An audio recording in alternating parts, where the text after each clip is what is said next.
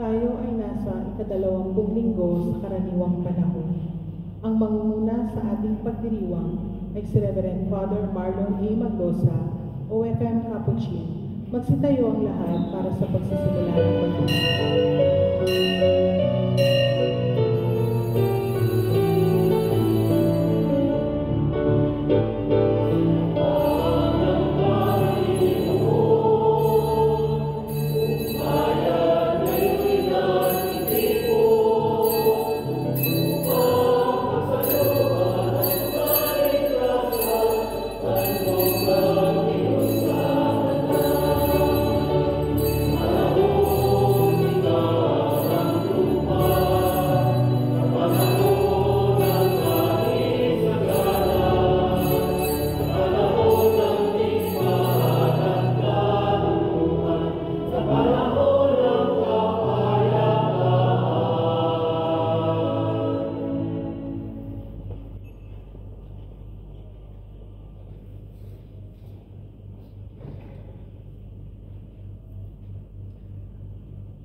Sa ngalan ng Ama at ng Anak at ng Espiritu Santo. Amen.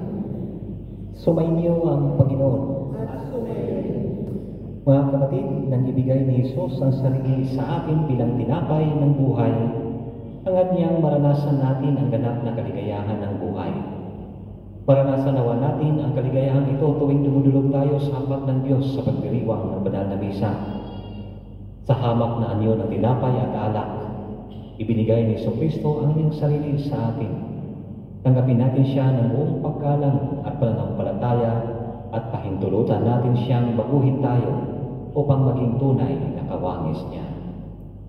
Mga kapatid, upang kayo may marapat sa pagganap ng banal na Eucharistia, maraming pagkakataon na tayo'y lumihis ng landas at hindi natin binibigyan na ating kinakain ay napakahalaga sa ating kaluluwa.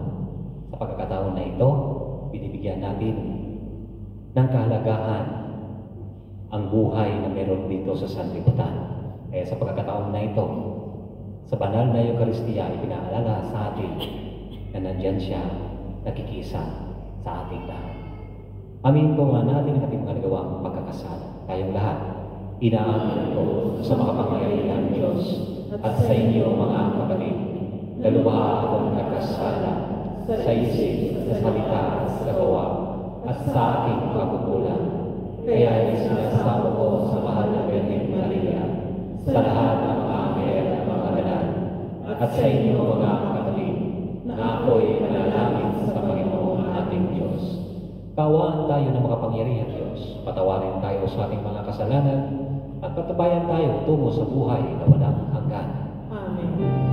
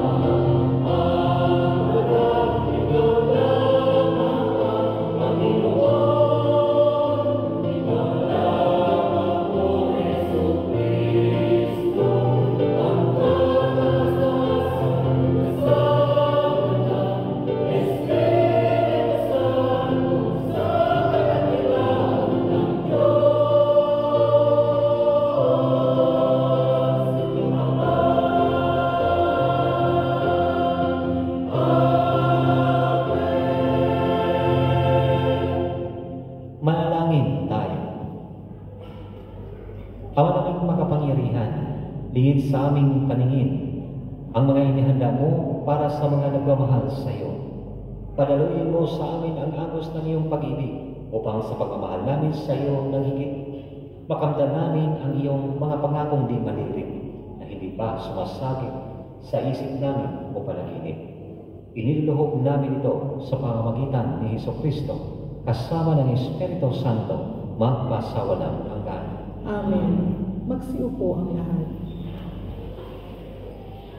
Para sa unang bahagi ng pagdiriwang, ang pagpapahayag ng salita ng Diyos. Ang tunay na karunungan ay batay sa pagkilala at paglilingkod sa Diyos. Ang nagkakamit ng karunungan, ito ay tulad sa isang taong dumudulog sa isang masaganang hapagkainan, nabubusog at nasisiyahan siyang lubos. Pagbasa mula sa aklat ng mga kawikaan. Gumawa na ng tirahan itong karunungan na itinayo niya sa 7 katibayan. Nagpatay siya ng hayop, nagtimpla ng inumin. Ang mesa ay inihanda, punong-puno ng pagkain. Katulong ay isinugo sa gitna nitong bayan upang lahat ay abutin ng ganitong panawagan. Ang kulang sa kaalaman dito ay lumapit. Sa mga walang luwang ay ganito ang sinambi. Halikayo't inyong kainin ang pagkain ko at tunggain ang inuming inilaan ko sa inyo. Lisanin ang kamangmangan upang kayo ay mabuhay at ang landas ng unawa ang tahakin at daanan. Ang salita ng Diyos. Salamat sa Diyos. Sa among tugunan, magsumikap tayong kamtin ang Panginoong butihin. Magsumikap tayong kamtin ang Panginoong butihin. Panginooy, aking laging pupurihin. Sa pasasalamat, di ako titigil. Aking pupurihin kanyang mga gawa. Kayong naapi, makinig matuwa. Magsumikap tayong kamtin ang Panginoong butihin. Matakot sa poon, kayo kanyang bayan, nang makamtan ninyo ang lahat ng bagay. Kahit mga leyon ay nagugutom din, sila'y nagkukulong sa hustong pagkain. Ngunit ang sinumang ang poon susundin, sa anumang bagay, hindi kukulangin. Magsumikap tayong kamtin ang Panginoong butihin. Lapi, ako'y dinggin mga kaibigan, at kayo ngayoy aking tuturuan, na ang Diyos ay dapat nating katakutan. Ang buhay masaya at mahabang buhay, di ba ninyo gustong inyong maranasan? Magsumikap tayong kamtin ang Panginoong butihin. Salitang mahalay at pagsisinungaling ay dapat iwasan at huwag banggitin. Mabuti ang gawin, masamay layuan, pagsikapang kamtin ang kapayapaan. Magsumikap tayong kamtin ang Panginoong butihin.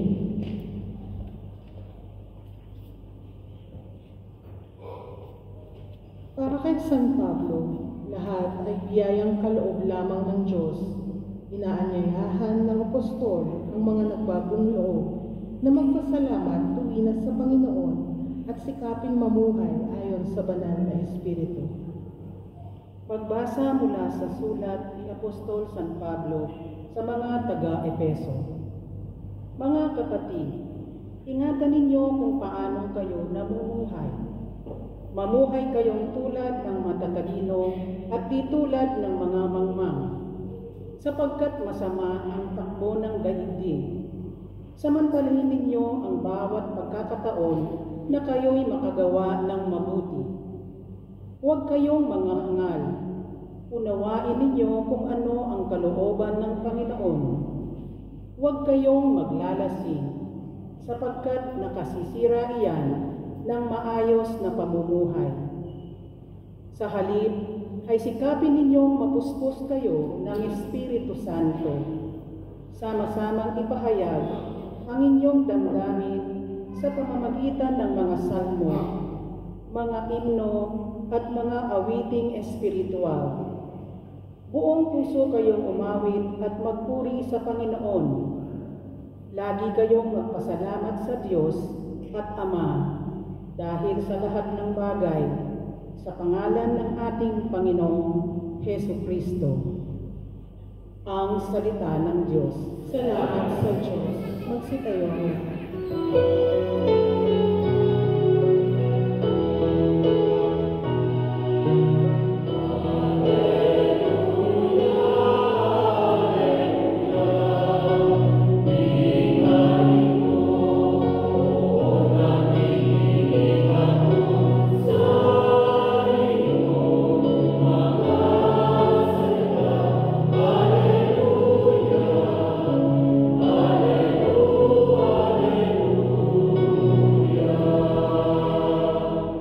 Sabay pong lahat.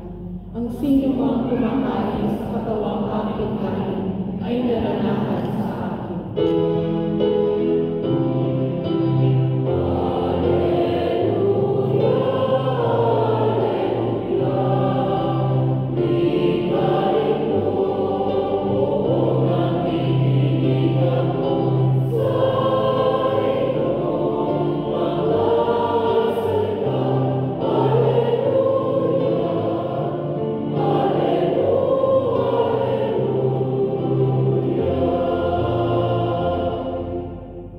Sumainyo ang Panginoon. At sumayo rin.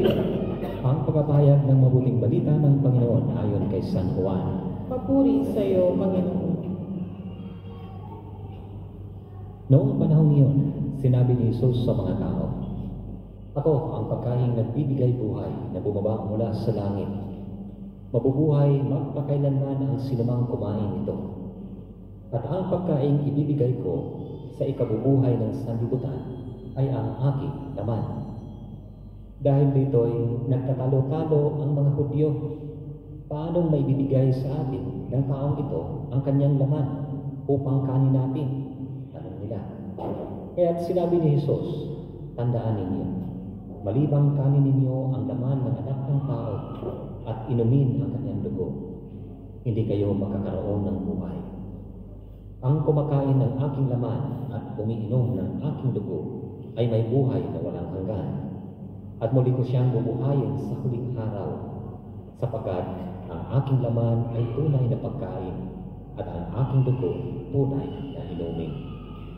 Ang kumakain ng aking laman at umiinom ng aking dugo ay nananahan sa akin at ako sa kanya. Buhay ang amang nagsugo sa akin at ako'y nabubuhay dahil sa kanya. Gayon din naman, ang sinumang kumain sa akin ay mabubuhay dahil sa akin. Ito ang pagkain bumaba mula sa langit. Ang kumakain ito'y mabubuhay magpakailanman. Hindi ito katulad na kinain ng iyong mga magulang sa ilang. Namatay sila bagamat kumakain niyo." Mga kapatid, ang mabuting balita ng ating kaligtasan. Pinupuri ka namin, Panginoong Heso Kristo. Magsiupo ang lahat. Ilang linggo na tuloy-tuloy ang diskurso tungkol sa pagkain, no? The discourse of the bread of life. At ang pagkain, mga kapatid, alam po natin ay napaka-importante na gawain sa buhay ng tao. No? Gawain sa buhay ng tao. Kaya kung kumakain kayo at sinasabihan kayo ng batugan ka, tulog ka na ng tulog, kain ka na ng kain, sabihin mo, trabaho yan. Napaka-importanting trabaho yan ng tao. Kayo po ba yung nakakain ng lahat? Sinong gutom ngayon? Nakakain na lahat. O walang lakas, itaas ang kamay. Kapag kumakain po tayo, ay talagang nagbibigay lakas po sa atin. Kung ikaw ay progresibo, mayroon kang narating sa buhay, nagbibigay ka ng pakain, no? Nag-giveaway ka, no? Nanlilibre ka. Kung ikaw naman ay medyo bigo sa buhay, nawala ng mahal sa buhay, o hiniwalan ng minamahal, saan ka pupunta? Ikakain mo na lang. Ikakain mo na lang. Kaya sa kwento ko na ito, no, yung mga bigo ay kinakain na lang nila yung kanilang pagka-isa, nag-iisa na sila. Mayroong isang lalaki na iniwalayan ng kanyang girlfriend. Ang ginagawa, pumunta sa restaurant. Nag-order ng napakalaking lechon. 50 kilos. Siya lang mag-isa ang kumain. Tapos, sabi niya sa waiter, i-order mo ako, aura mismo, kakainin ko. Bigo po ako. Pero, ang hingin ko sa iyo ay magbigay ka sa akin ng kind words. After mo pa, ibigay sa akin itong pagkain na ito. Hindi, pumunta yung waiter doon sa likod. Dahil lechon na naman yung pinuntahan niya. Dala yung isang lechon malaki sa harapan. Isang katibak na sarsa. Tapos, tumalikod yung waiter. Sabi ng waiter, sabi ng nag-order, nasaan yung kind words ko? Sabi ng waiter, "Ay, sir, sasabihin ko sa iyo, huwag mo nang kainin yung lechon. Makinig ka kay Duterte. Huwag mong subukan, ikakamatay mo yan." Hindi liit sa atin mga kapatid na tradisyon natin na kumain. Kapag may kasal, huwag kang magpakasal kung wala kang ipapakain.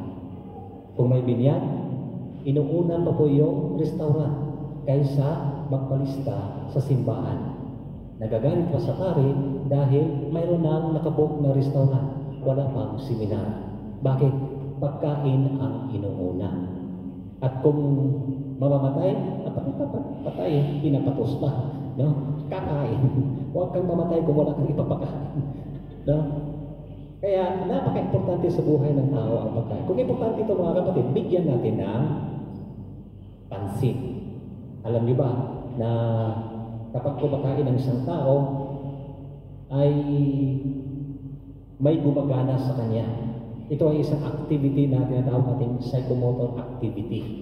Hindi lang natin napapansin dahil hindi natin binibigyan ng pansin. Kain lang tayo ng kain, subo lang tayo ng subo, lunok lang tayo ng lunok. Hindi natin tinitingnan kung ano po yung ating kinakain. Kaya sometimes, nagiging addiction sa buhay po natin. No? Alas 11 na ng gabi, alas 12 na ng gabi, gumising pa para kumain. Kaya, anong nangyari? Pagka kinabukasan, matamlay, nakatulog naman dahil sa kinakain. Anong nangyari sa katawan na hindi natin napapansin? Palaki ng palaki, pataas ng pataas, pataba ng pataba, hanggang ang bilbel ay umaangat hanggang dito. Yung kamay naggaganon na lang, maglalakad. No? Bakit? Para kasing may magic kapag kumakain tayo eh. Ano sinasabi sa Ebanghelyo? Sinasabi na ang ating kinakain ay nagiging bahagi sa ating katawan. No?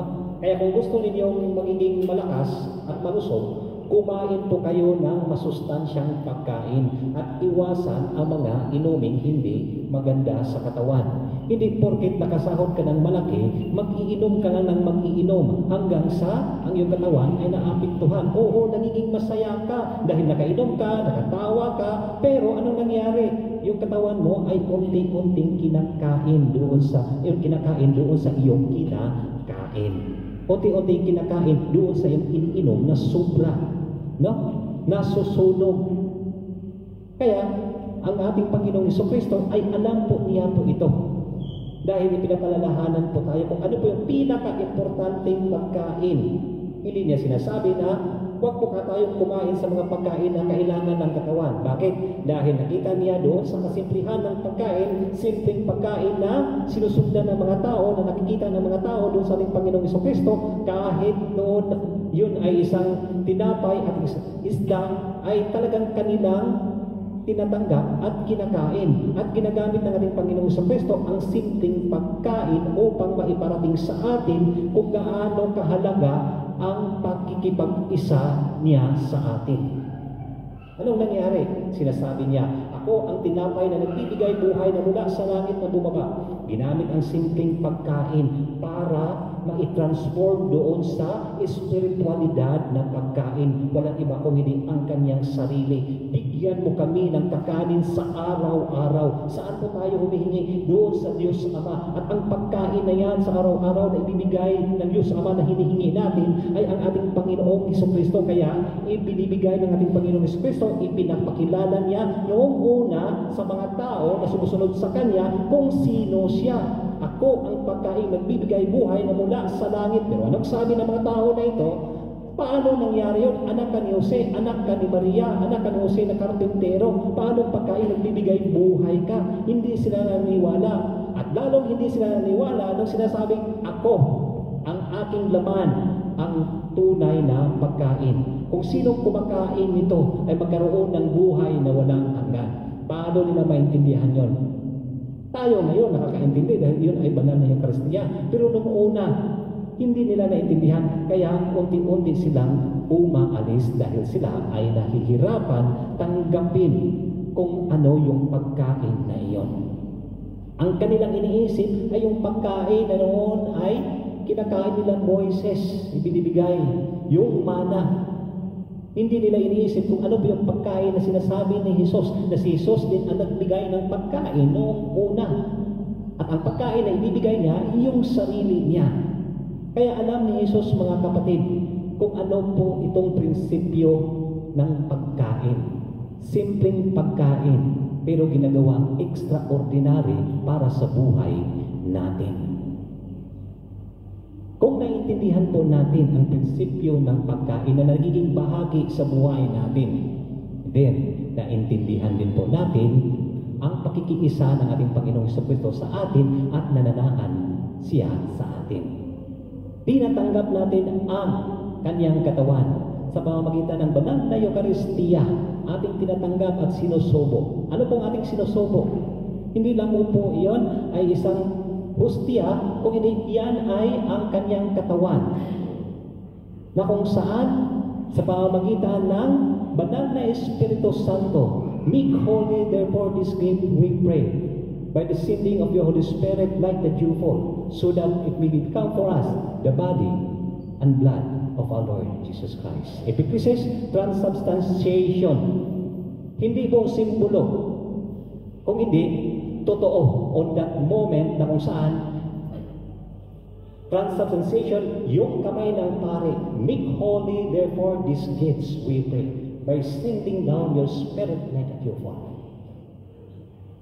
Sana hindi lang tayo nanonood o tinitingnan na kung saan ordinaryo. Kung hindi nandoon po yung pananampalataya na bumaba ang banal na Espiritu Santo doon sa tinapay at alak na nagiging katawan at dugo ng ating Panginoong Hesukristo.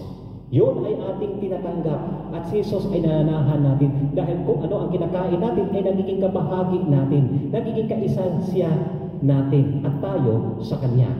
Ngayon, mga kapatid, kung naintindihan natin ang prinsipyo ng naging kabahagi ang pagkain sa buhay natin, naintindihan natin, nananahan siya sa atin.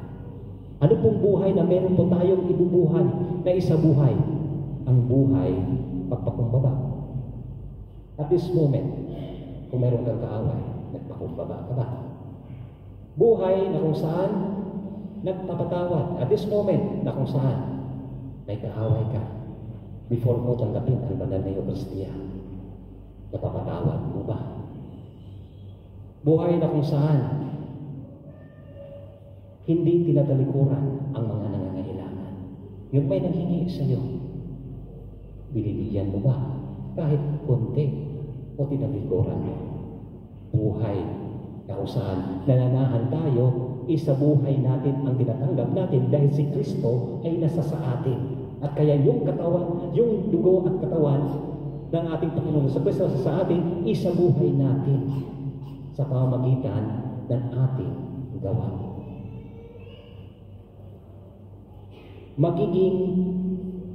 Magkaroon ka ng buhay na walang hanggan kapag tinatanggap mo ito at ginagawa mo ito. Anong ibig ko sabihin, mga kapatid? Hindi po isang anting-anting na katulad ng iba na hindi nila sinusubo kung hindi inilagay nila sa panyo at inilagay sa bulsa. At minsan pa sa atin, karamihan, hindi po nila kinakain at pinakain sa manok para manalo ang manok sa sabong. Ginagawang anting-anting ang katawan ng ating Panginoong Hesukristo. Huwag ninyo po ninyong gagawin dahil napakalaking kasalanan po iyon.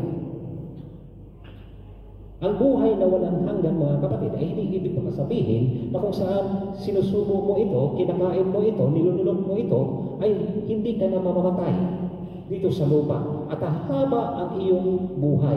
Aabot ka na lang ng 150 o 200, 250 years old. Patay na lahat ang iyong mga kakilala. Ikaw, buhay pa, pero hindi na masaya. Bakit? New generation na. Ikaw, old tradition pa. Minsan ang mga tao, minsan tayo, takot tayo mamatay. No? Takot po tayo na kung saan ayaw natin ang sakit. Pero kung titingnan po natin ang sakit, ay isang paraan na kung saan inilapit po tayo sa Diyos para makita natin ang ating sarili. Bakit nga po ba? Ang buhay na walang hanggan ay hindi dito sa lupa. Pag kumakain po tayo ng mga physical, material na mga pagkain, ay mayroon po tayong patutunguhan sa buhay na ito. Meron po tayong kakalagyan. Meron po tayong hahantungan. Hahantungan na kung saan tayong lahat ay mortal bodies. Ang bayad ng kasalanan ay ang kamatayan. Pero hindi po doon lamang ang buhay natin. Mayroong hahantungan, walang iba kung hindi ang kanyang kaharian. Kaya ibig sabihin, buhay na walang hanggan, buhay Diyos. Buhay Diyos na nagiging nananahan siya sa atin. Ano ba yung buhay Diyos? Buhay na nagiging masaya ka. Buhay na nagiging maintindihin ka. Buhay na nagiging nakangiti ka. Tingnan mo yung katabi mo kung nakangiti. Buhay Diyos yan. Kung hindi yan, buhay demonyo yan. Ha? Kaya tinatanggap mo, naging masaya ka eh. Kasi tinatanggap mo si Kristo. Pag tinanggap mo si Kristo, buhay na walang hanggan. Buhay Diyos. Di, ano bang buhay ng Diyos? Ay hindi yata tayo naniniwala na masaya ang buhay ng Diyos. No? Dahil problema. Dahil yan ang pangatlo.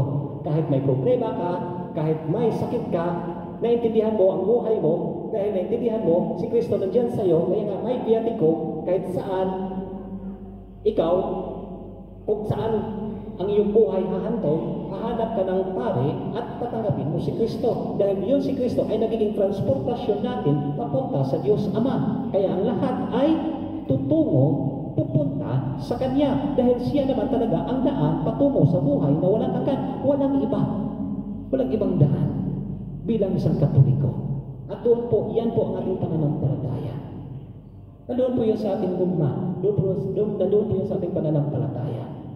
Kaya mga kapatid, kapag tinatanggap natin ating Panginoong Jesucristo, magkaroon tayo ng buhay. Kapag kinakain natin ang Diyos, ang ating Panginoong Jesucristo sa anyo ng tinapay at alak, huwag na lang kayong uminom ng alak. Kung sasabihin niyo, hindi kami nakainom ng alak, Father. Kukunti lang po yung alak. Ang katawan, mayroon na talaga yung dugo.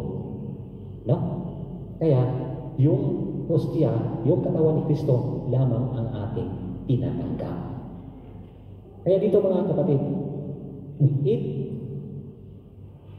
not to die, but we eat in order for us to live. Sana nakikita natin ang kalagahan ng banal na Eucharistia habang tayo naglalakbay na buhay pa. Amen.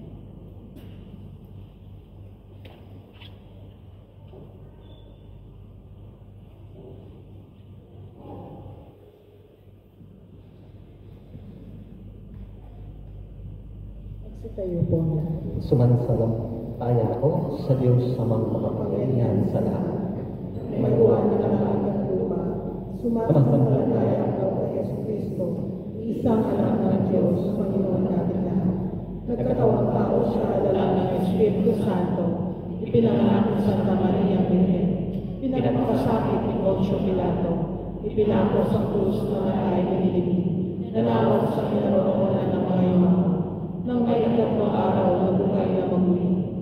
umakyat sa langit, nalulugod sa kanan ng Diyos ang makapangyarihan sa lahat. Doon magmumulang paririto at huhukom sa nangabubuhay at nangamatay na tao. Sumasampalataya ako sa Diyos Espiritu Santo, sa banal na simbahang Katolika, sa kasamaan ng mga banal, sa kapatawaran ng mga kasalanan, sa pagkabuhay na muli ng nangamatay na tao, at sa buhay na walang hanggan. Amen. Sa Eucharistia, ibinibigay ni Jesus ang kanyang katawan at dugo bilang pangako ng buhay na walang hanggan. Idalangin natin sa Ama na maisabuhay natin ang pagliligtas ni Kristo ang ating itutugon. Panginoon, dinggin mo ang iyong bayan. Panginoon, dinggin mo ang iyong bayan.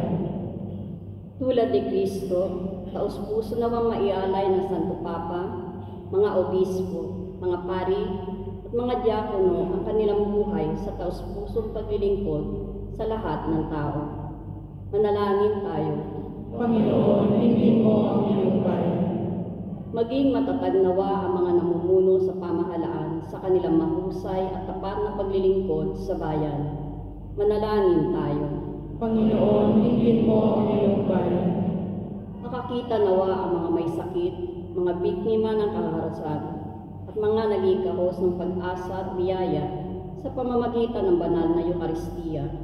Manalangin tayo. Panginoon, dinggin mo ang iyong bayan.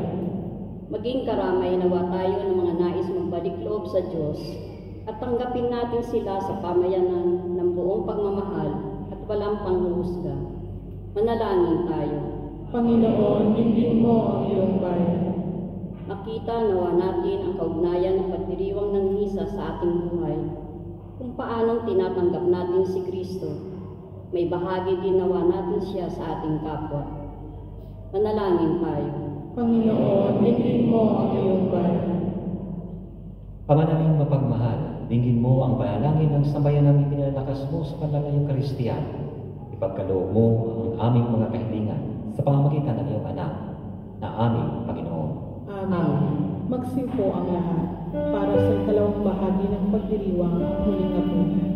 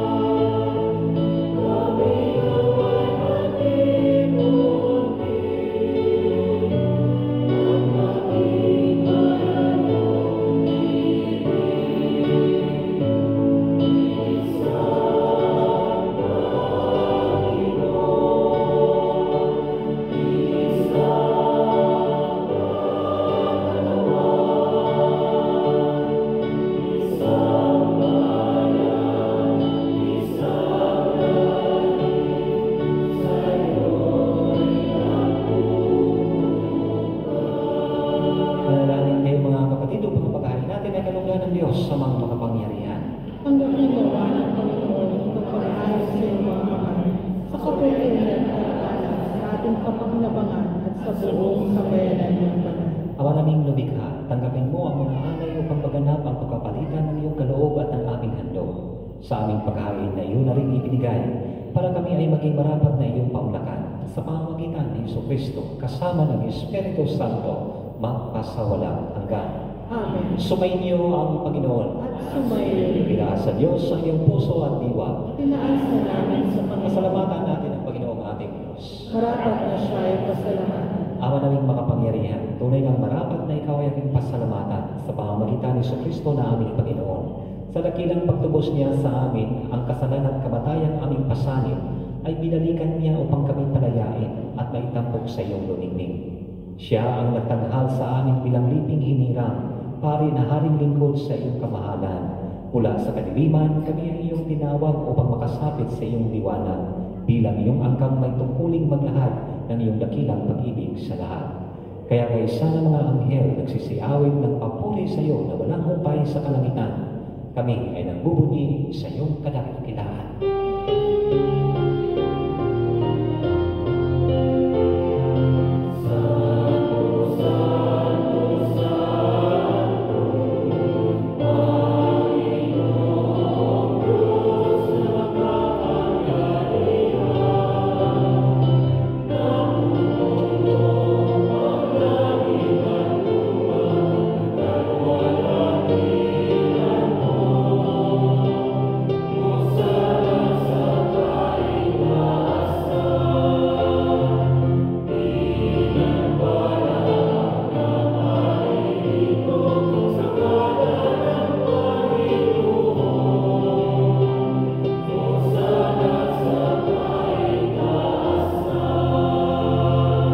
Magsiluhod ang lahat.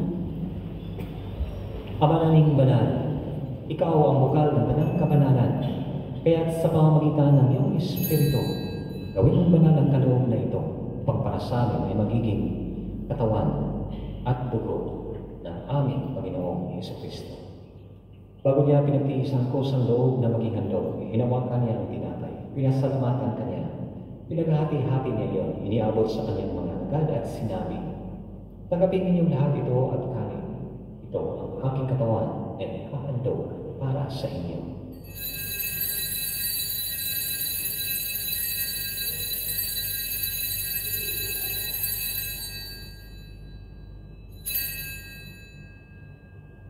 Gayon din naman nang matapos ang hapunan, hinawakan niya ang kalis, muli kanyang pinasalamatan. Iniabot niya ang kalis sa kanyang mga alagad at sinabi, "Tanggapin ninyong lahat ito at inumin. Ito ang kalis ng aking dugo, ng bago at walang hanggang tipan. Ang aking dugo na ibubuhos para sa inyo at para sa lahat sa ikapagpapatawad ng mga kasalanan. Gawin ninyo ito sa pag-alala sa akin."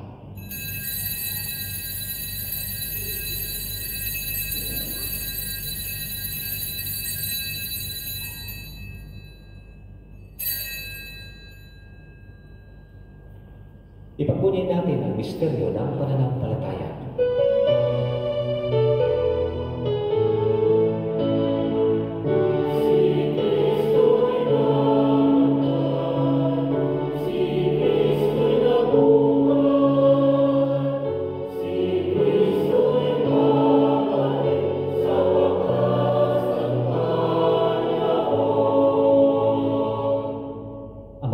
Ginagawa namin ngayon ang pag-alala sa pagkamatay at muling pagkabuhay ng iyong anak. Kaya tiniaalay namin sa iyo ang tinapay na nagbibigay buhay at ang kalis sa kakanoong ng kaligtasan. Kami nagpapasalamat dahil kami iyong minarapat na tumayo sa harap mo para maglingkod sa iyo. Isinasamo namin kami magsasalo-salo sa katawan ng dugo ni Kristo ay nabuklod sa pagkakaisa sa pamamagitan ng Espiritu Santo. Ama, lingapin mo yung simbahan maganap sa buong daigdig. Puspusin mo kami sa pag-ibig. Kay San Francisco na aming Papa at Ialdo na aming Obispo at Natanang Kaparian. Alalahanin mo rin ang mga kapatid namin na himlay na may pag-asa sila'y muling mabubuhay kaya din ang lahat ng mga pumanaw. Kawaan mo sila at tuloyin sa iyong kaliwanagan. Kawaan mo at pagkitapatin kaming lahat na makasalo sa iyong buhay na walang wakas. Kay San ang mahal na Birhen Maria na ina ng Diyos. Kay San Jose na kanyang magsinisang esposo. Kay San ang mga apostol na lahat ng mga banal na namuhay dito sa daigdig ng kalulugod sa iyo. May pagliwang nawa namin ang pagpupuri sa ikarangal mo sa pamamagitan ng iyong anak na aming Panginoong Jesucristo. Sa pamamagitan ni Kristo, kasama niya at sa Kanya, ang lahat ng parangal at papuri ay sa iyo, Diyos ang makapangyarihan, kasama ng Espiritu Santo, magpasawalang hanggan.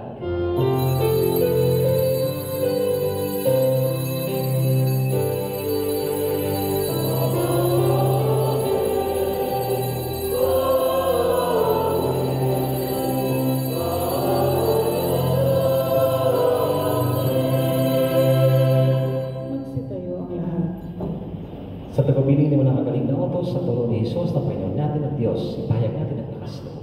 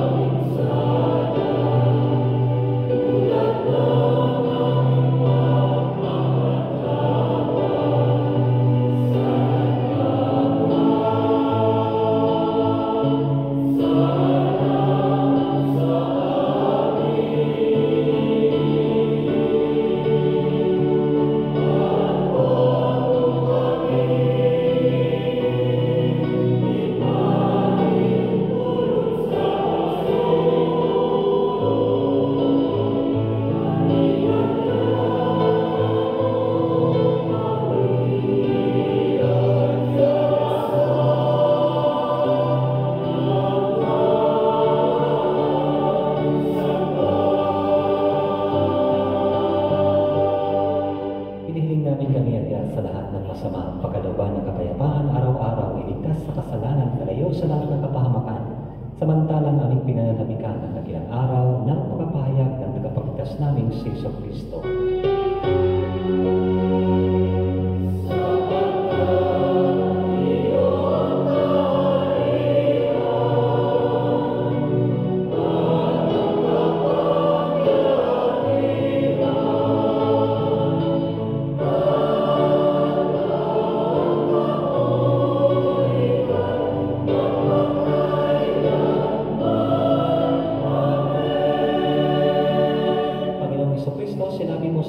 Apostol, kapayapaan ang iniiwan ko sa inyo. Ang aking kapayapaan ang ibinibigay ko sa inyo. Tunghayan mo ang aming pananampalataya at huwag ang aming pagkakasala. Pagkalooban mo kami ng kapayapaan at pagkakaisa ayon sa iyong kalooban, kasama ng Espiritu Santo, magpasawalang hanggan. Amen. Ang kapayapaan ng Panginoon ay laging sumainyo. At sumayo rin. Mga kapatid, magbigayan po tayo ng kapayapaan sa isa't isa. Sumayo ang kapatid. Kordero ng Diyos na nag-aalis ng mga kasalanan ng sanlibutan, maawa ka sa amin. Kordero ng Diyos na nag-aalis ng mga kasalanan ng sanlibutan, maawa ka sa amin. Kordero ng Diyos na nag-aalis ng mga kasalanan ng sanlibutan, ipagkaloob mo sa amin ang kapayapaan, pagsilaw ng lahat.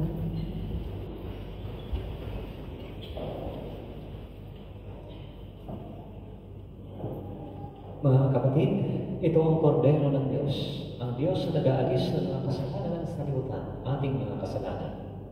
Mapalad tayong inaiyahan sa kanyang iging. Panginoon, hindi ako karapat-dapat na magpatuloy sa iyo, ngunit sa isang salita mo lamang ay gagaling na ako.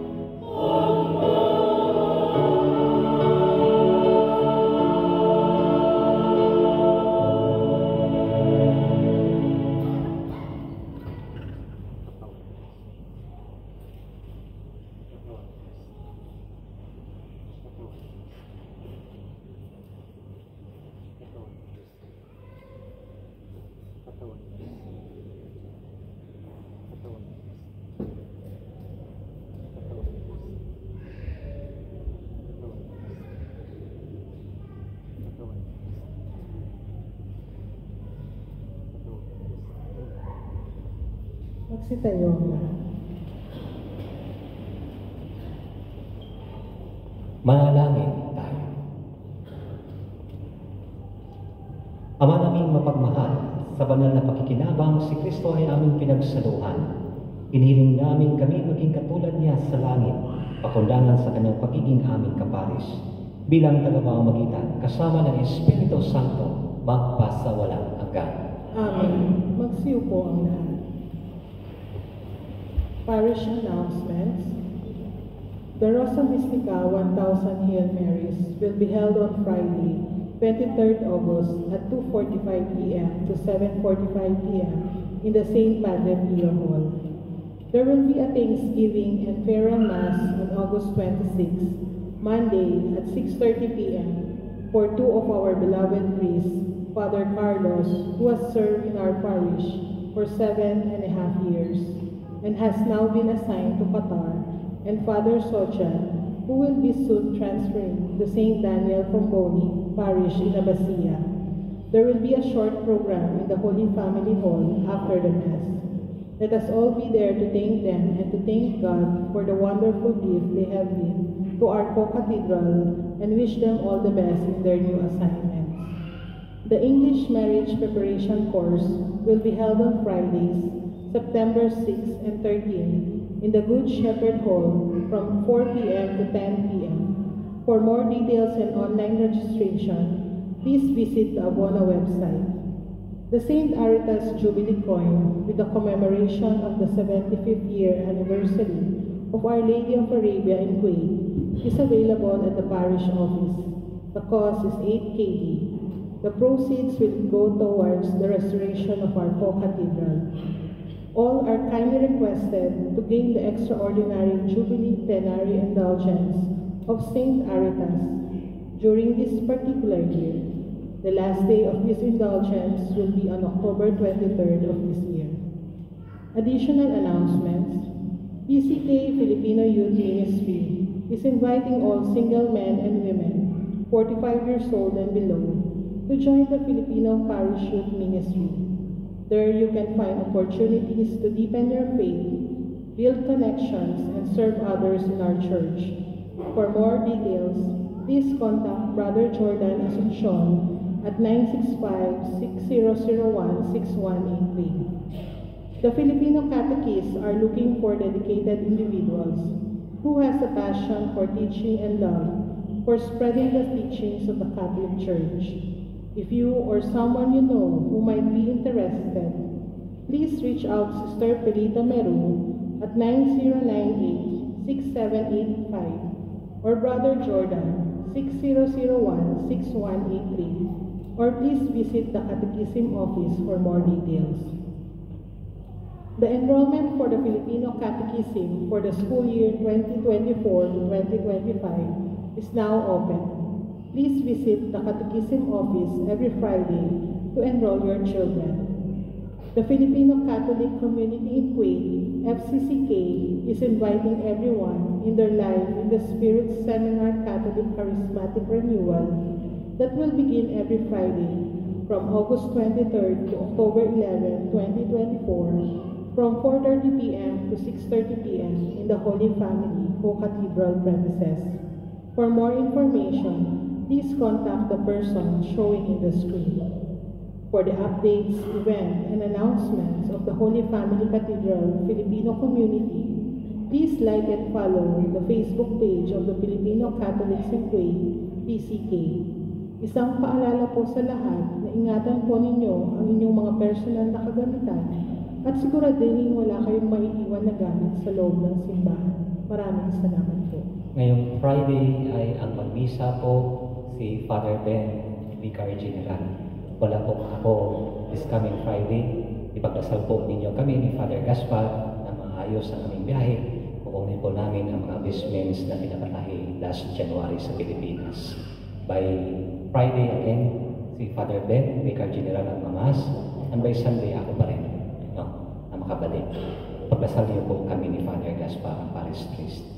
Maraming salamat sa lilingkod sa amin, lectors, communicators, lay ministers, sacristan, technical team, photographer, communications, choir, asserts, at higit sa lahat sa inyong mga kapatid at ang ating Panginoon sa Kristo. Palakpakan natin ang Diyos. Magsitayo po ang lahat. Sumainyo ang Panginoon. At sumayo rin. Iyo po ang inyong mga uno at tagapin ang pagkapalang ng ating Panginoon sa Kristo. May the Lord bless you. May the Lord keep you. May He show His face to you and have mercy.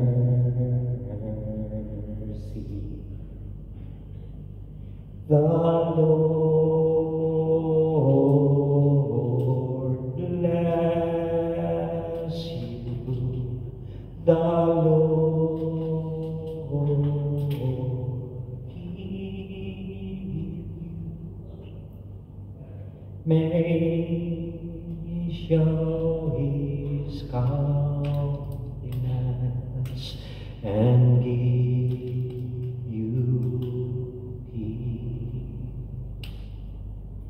The Lord bless you. At pagpapalain kayo ang pamilya ninyo ng makapangyarihang Diyos Ama at ng Anak at ng Espiritu Santo. Amen. Tapos nating banal na pagdiriwang, humayo kayo na puno ng pag-ibig at kapayapaan ng ating Panginoong Jesucristo. Salamat sa Diyos.